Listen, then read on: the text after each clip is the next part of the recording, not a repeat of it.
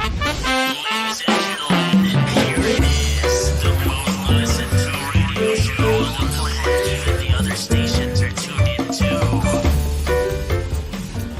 You're listening to Business Talk Radio, where we take business to the next level.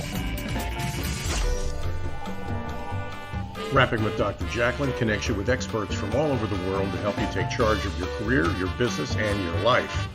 Rap along with us. Visit drjacalyn.com to learn how to become a guest or a sponsor. And now, the doctor is in.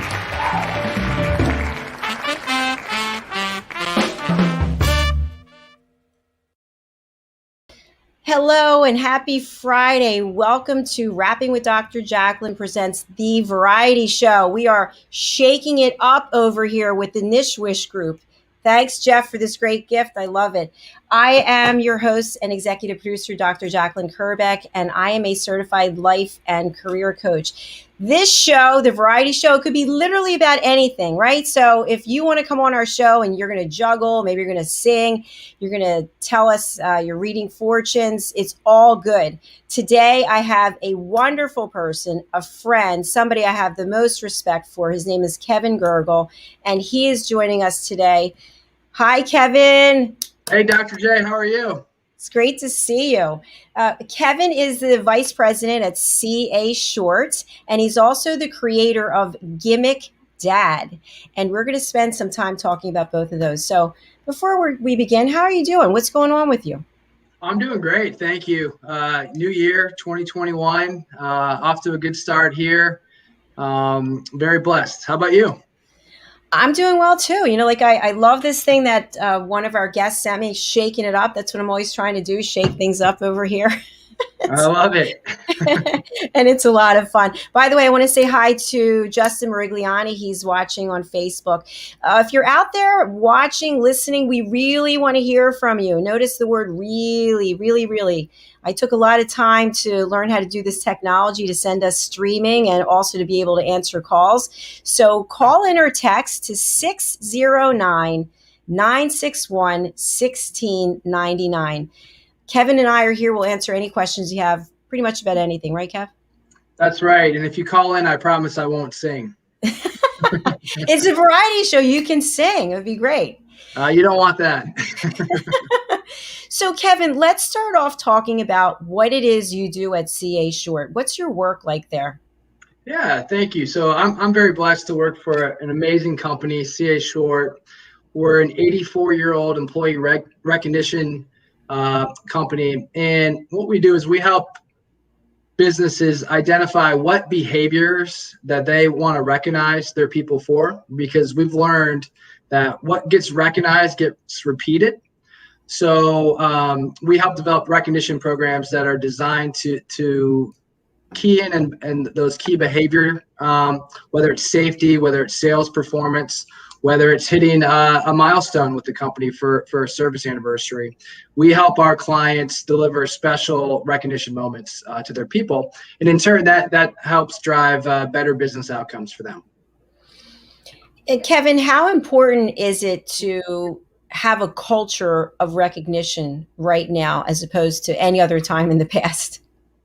Well, we've been extremely busy because it's never been more important. With the change to the virtual workspace, people are feeling disconnected from the culture, especially if they're used to that face-to-face moment every day going into the office. So how do you recreate that or capture that feeling when you're disconnected? Recognition plays a huge part in helping people connect back to the culture. So we've been very busy.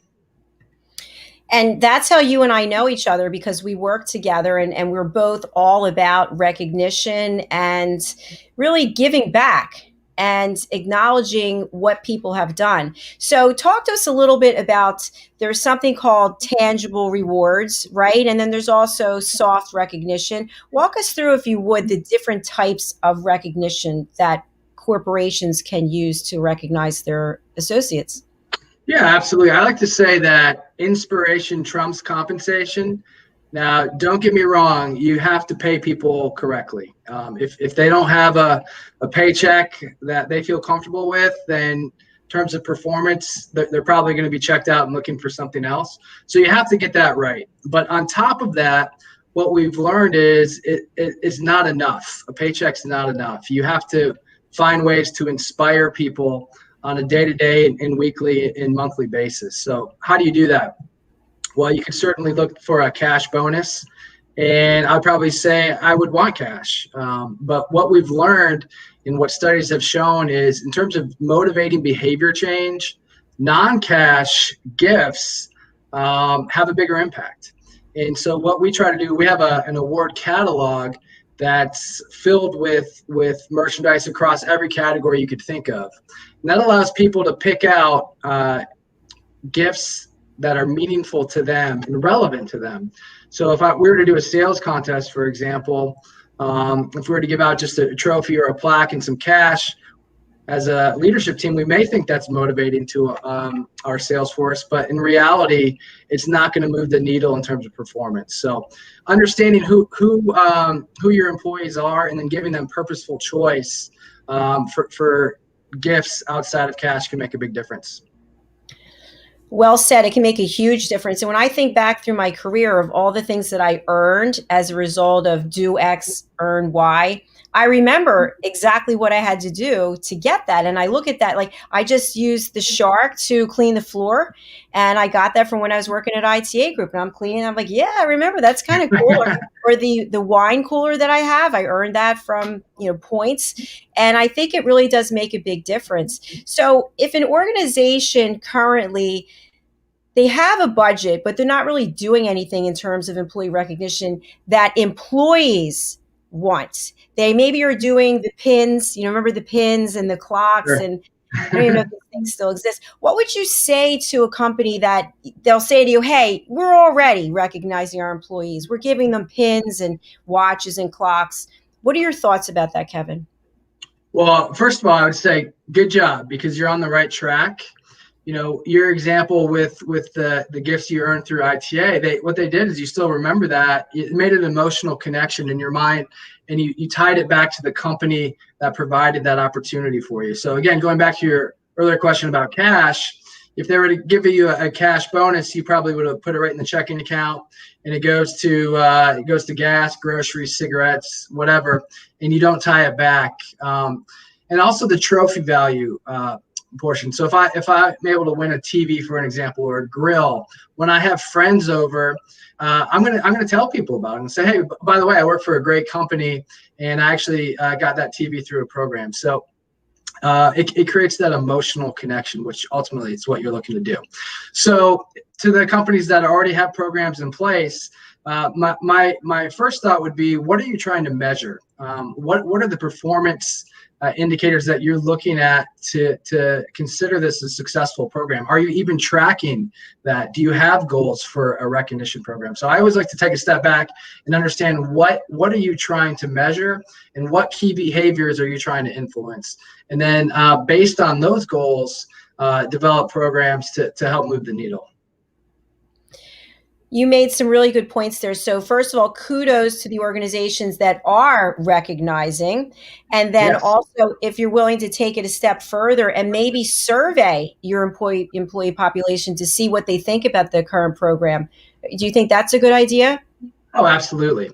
And, it's tough because some employees don't feel comfortable being honest in a survey environment. But if you could start with that feedback, it will be extremely helpful designing a better program that's more tailored to your specific culture. And Kevin, we talked about one organization, and there's a number of organizations out there that provide these types of services. What would you say is the difference that CA Short provides over other companies in the industry? Sure, I would say a couple things. One is our flexibility in terms of how we work with our clients. It's not about us. It really is about the success of our clients and their people. So starting with that in mind, how we approach our relationships with our customers, I think sets us apart. And then also our experience, being in business for over 80 years, we've seen a lot. It reminds me of those farmers commercials. We know a lot because we've seen a lot. So we do have a lot of practical experience and applications that we can bring to other customers. So we're always looking to help our clients evolve their programs, and we take the best of the best and we bring that to them. So hopefully that comes through in our relationships. Well, and something that you didn't mention is that CA Short has Kevin Gergel working for them. So that is a big differentiator right there. Oh, well, you made me blush. Thank you. And Kevin, you're always so happy and you're always just such a positive person. Share with us your background, because you have a very special background that I always like for you to make sure that I want people to know who Kevin Gergel is and what you were doing before these employee recognition programs. Oh, well, thank you. Thank you, Dr. J. Up until I was 25 years old, my life really was identified by being a baseball player. So I played competitively in high school, earned a scholarship, played in college, and then I was drafted by the Seattle Mariners. So I played minor league baseball. So athletic background up until I was 25. Unfortunately, I found myself released from the Seattle Mariners unexpectedly. And then what do I do with my life now? Because unfortunately, I had tied my identity to baseball, and then baseball was taken away from me. So I had to really reset my life. And I went into corporate sales, so B2B sales with AT&T here in Atlanta. And over the course of 5 years or so, I even though I struggled mightily out of the gate, I eventually gained some confidence and started to earn some recognition programs and incentive programs through AT&T. And the company that was operating those programs for AT&T actually reached out to me, recruited me, and said, "Hey, we see you're winning these recognition programs. Would you like to sell them?" And that's how I got into the recognition space. One thing that you said that really resonated with me, especially at the time that we're in now, is you were playing baseball and then all of a sudden it's taken away from you. And that happens all the time to us, right? And we're holding on for dear life. We're like, no. And meanwhile, we're meant to let go so we can go somewhere else, right? That's exactly right. It doesn't feel like it in the moment, though. It's very painful in the moment. It's scary. You don't know what's next. And it's a frightening place to be. But that's how life works, and that's where growth happens. And I've learned that lesson a few times throughout my career, not just the transition from baseball into corporate America. Even throughout my journey within professional selling, I've had a couple pivots. And when you're going through those times, it is scary. But as I look back, I realize each pivot was really a tremendous blessing. And it led me to bigger and better things and ultimately personal growth. So looking back, I'm very thankful for those times, even though in the moment they were not fun. And we kind of take it really personally, don't we? Oh, Why no doubt. did you do this to me? Why did this happen to me? And instead, if we looked at it as, well, wait, I'm glad this happened to me because there's obviously something else out there. But then we start thinking about the money aspect, right? Where are we going to get the money to pay our bills? And that's kind of, I think, what brings us down. Oh, there's no doubt about that. That's human nature. And then also for me, you fall into the trap of comparison. You look to your left, to your right, you see people who are successful, more successful than you are perceived to be. And you're like, I should be there. I'm not there. Then you let that get to you. But comparison is the thief of joy. And when you have an attitude of gratitude, it may not come natural and you may have to practice it. But when you wake up feeling grateful for what you do have and you kind of put the blinders on, you don't really care about what you don't have, man, what a difference that can make in your outlook, in your approach, and ultimately your success. Amen to that. Gratitude and having even a gratitude session every morning or night, or just practicing gratitude, 5 things that you're grateful for.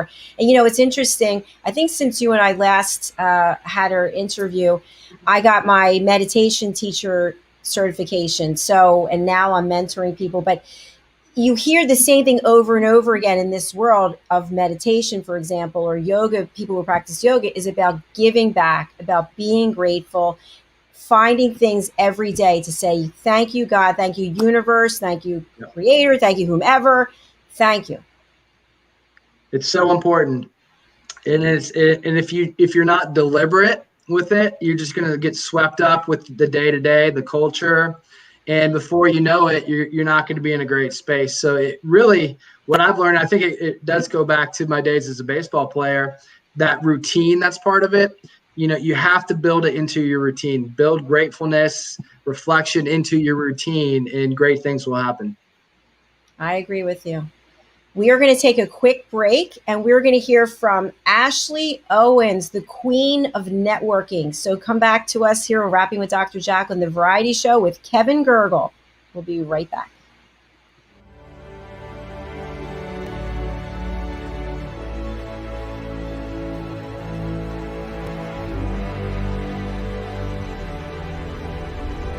Networking sucks and people suck at it, but nothing gives me more life than walking around and talking to people in an audience and really being able to identify, okay, I see where you're having trouble, let's work on fixing it. How do you help them? How do you provide value? My goal is to give them those tools to be able to go out and tackle that fear. Anywhere there's coffee is where I'll be. So I bring candy a lot to my speaking engagements. Like, of course that makes sense. I'm a little unconventional. Ashley was very knowledgeable. Very entertaining. I learned a few new things, and to me that's the key. What do you want them to say? How do you want to be perceived? You're going to get the most direct, tactical tips and practical takeaways when it comes to networking. These two here are super important. You'll remember once the conversation starts. I love the tips that she gave out. I hate networking with a passion, so I feel like I can go through a meeting or event and not feel so uncomfortable. When you're going to a presentation, you want to be educated. You also want to be entertained. She was really fun and really personable, and everything she was saying was just very relatable. She's got a lot of great ideas. That will make you stand out so fast. She comes across as someone that likes what they do and just doesn't try to sell you something. Activity breeds results. If you're not doing anything, you're not going anywhere. Just made me want to start networking, which I never thought I'd say before. A networking strategy that works for you. Hi, my name is Zane Carson Caruth, and I'm the author of this book, The World's First Tooth Fairy Ever.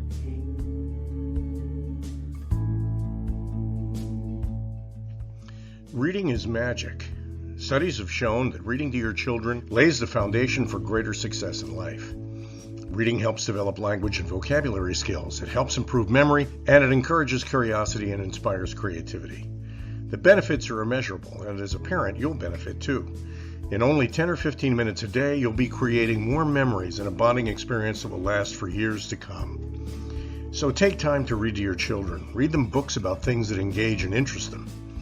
Tales of fairies and magic fascinate children, and as everyone knows, the Tooth Fairy is at the top of the list.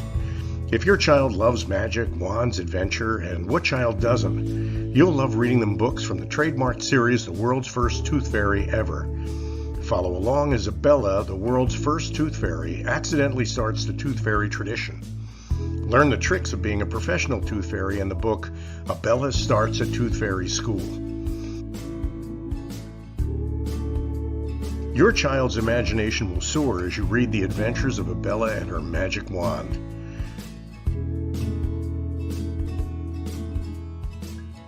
These wonderful books are available at worldsfirsttoothfairy.com and at Amazon, Barnes & Noble, and Walmart. Ladies and gentlemen, here it is, the most listened to radio show on the planet that the other stations are tuned into. You're listening to Business Talk Radio, where we take business to the next level. Welcome back to the variety show, right, Kevin? The variety show. The variety show. I like that. Rapping with Dr. Jacalyn, and we're here with my friend Kevin Gergel. I want to give a shout out to Zane Carson Caruth. She is our newest sponsor, and we just saw the books that she has. Bella starts a tooth fairy school. So thank you so much, Zane. Kevin, I thought that was kind of a cool ad to segue into what you're doing as the creator of Gimmick Dad. What is Gimmick Dad? Do tell. Absolutely. Thank you. I thought the same thing. Those books look great. I can't wait to check them out. So about 3 years ago, I was at a moment like we were talking about earlier, where we kind of have those pivot moments, where I had spent about a year and a half working on a very large deal that I thought was going to make me a hero at the company that I was at, ITA Group, our former company, and only to find out that we finished in second place. And that really hurt because I like to win, and I thought it was meant to be, but it wasn't. So I found myself candidly pouting. I was down in the dumps. And then I received a blessing that was really unexpected, and it came in the form of melanoma cancer, skin cancer. So that totally reset my perspective. I'm fine. Thankfully, I had surgery. I'm all good. But it reset my perspective as to what's important in life. And, missing out on that big deal, in the grand scheme of things, really wasn't that important. So I started reflecting, what am I really proud of in my life? And what I kept coming back to was the special moments and little things that my family and I would do together. And my wife and I have always loved the term gimmick. We just think it's kind of funny. So I created a website called Gimmick Dad, and it's an opportunity for people to go out and be inspired with ways to emotionally connect with children. Because being a parent is not easy. It doesn't come with a playbook, and especially during the pandemic, it's not easy. So I think we're always looking for ways to be inspired as parents. And so it's just a resource for people to go out and find different ways to emotionally connect with their kids. That's truly beautiful, Kevin. It really is. And how are things been going with Gimmick Dad? They've been going really well. Thank you. So I have over 33 different gimmick ideas posted. I started it and went live just over a year ago, and I've had great response. My ultimate goal is to get a column. Even though I know newspapers are kind of a thing of the past, but I want a Gimmick Dad column because I don't want it just to be about my ideas. I want it to be a community where we can all share different ways to connect. And I'll just give you a couple examples. A few years ago, my kids were watching TV, and we saw a commercial for Dairy Queen, and it was for a Blizzard. And they're like, "Dad, we've never had a Blizzard. Those look good."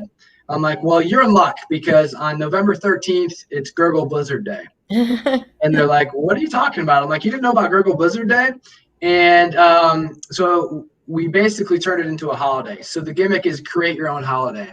So we put on the calendar, Gergel Blizzard Day. I got them out of school, off the bus. We had Dairy Queen gift cards. We went over there. We had a Blizzard, had a blast. And now every November 13th, we have that routine, and we look forward to it. We have a lot of fun.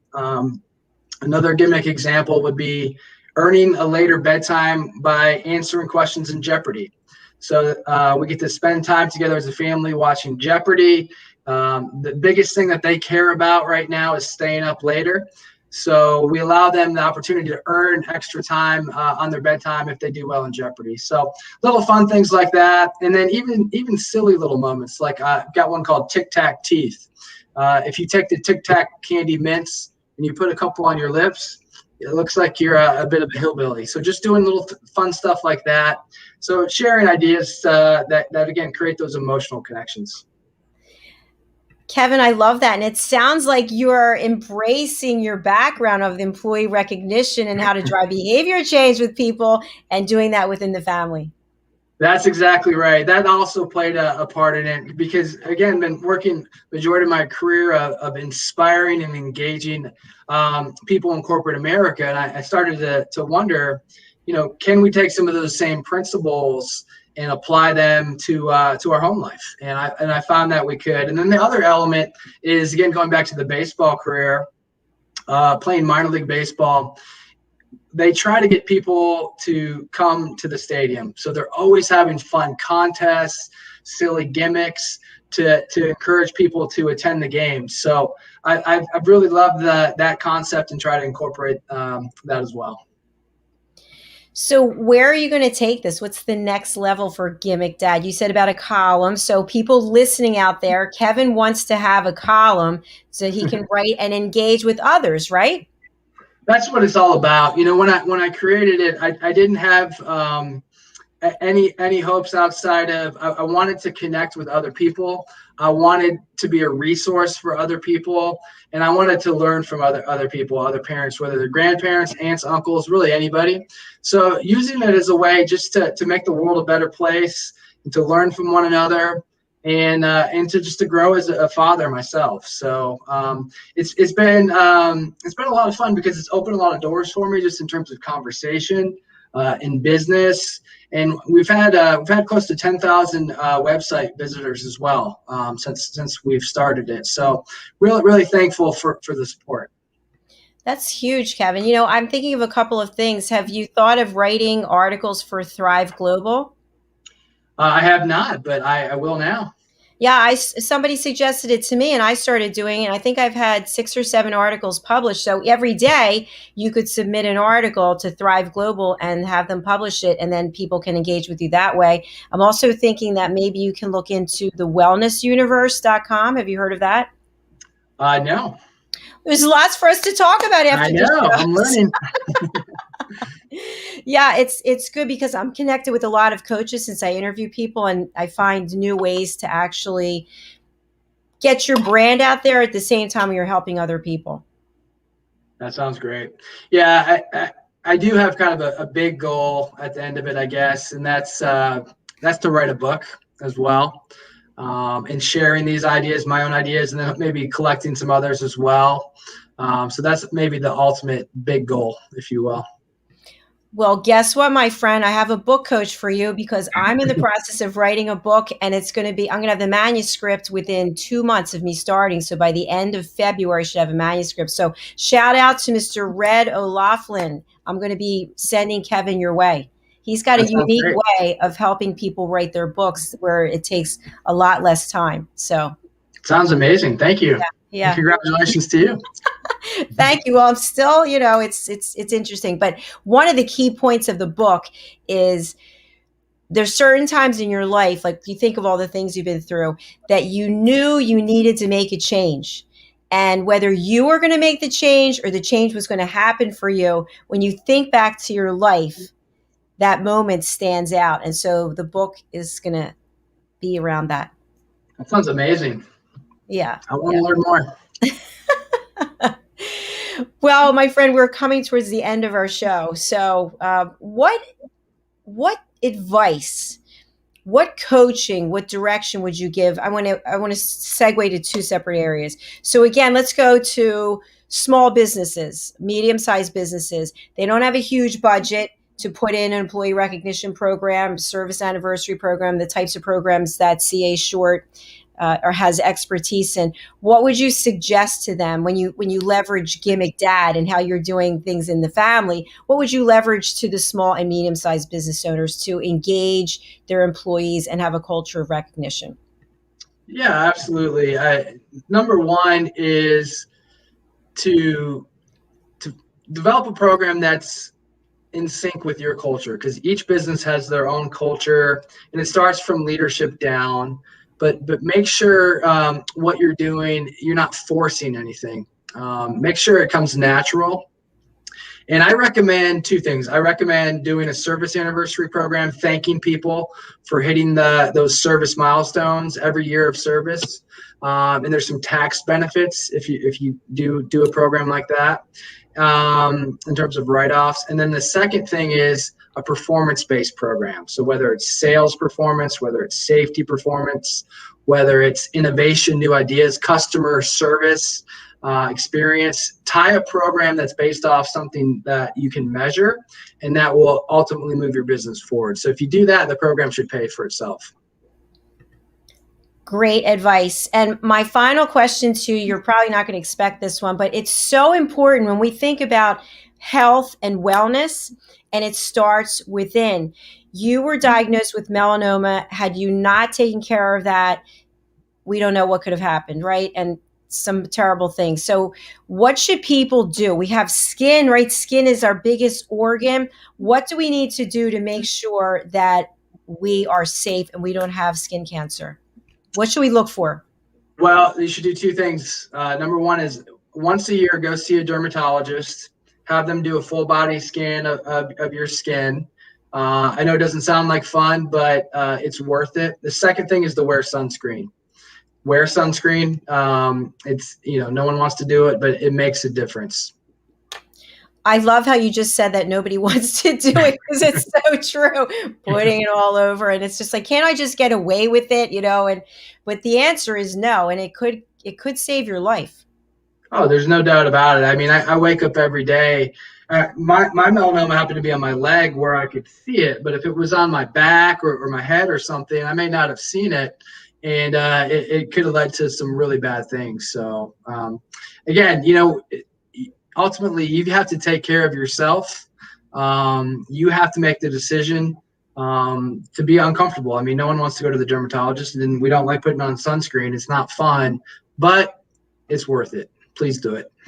Please do it. Amen to that. I want to say hi to Ernest Letty on LinkedIn, who just posted something. So we have friends who are watching. I'm checking all the social things, but nobody's saying anything. So I guess they're all shy or tired. But thank you for being a part of it. So Kevin, it's been a pleasure having you.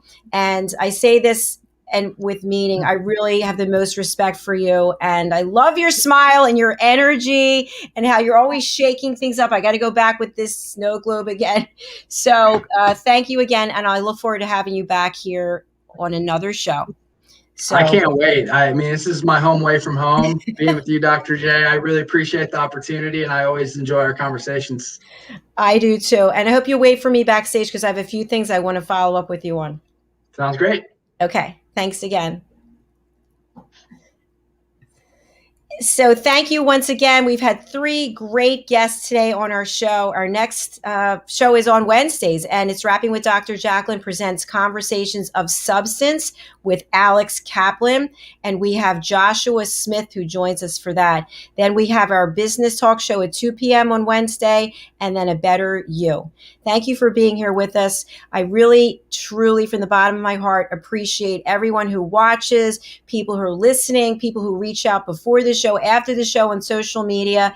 This is all about having a platform for people to share their stories and to share their voice. And if you want to be part of our family, then please go to drjacalyn.com. You can go to book a session if you're interested in doing an interview.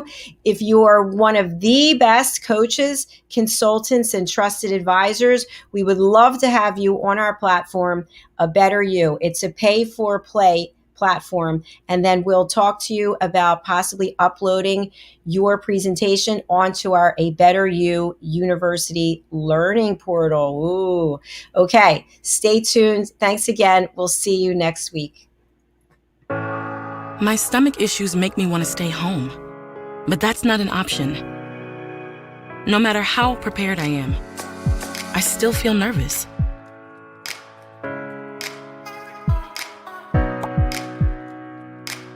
Enough is enough. If this sounds familiar, the Crohn's and Colitis Foundation can offer you support and connect you with a specialist. Don't keep your symptoms to yourself. Get help at spillyourguts.org today.